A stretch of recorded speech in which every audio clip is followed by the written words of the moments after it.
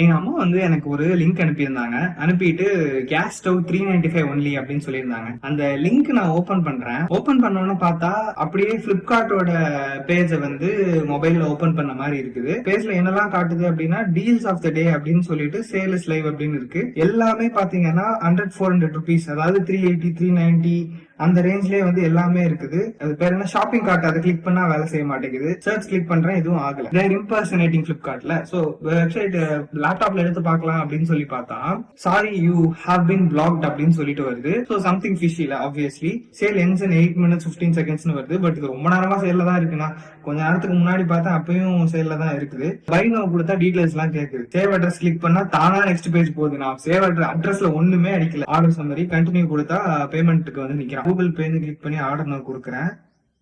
Google பேக்கு போகுது. Kitchen cart Eshwar Chandra Das அப்படின்னு சொல்லிட்டு வருது.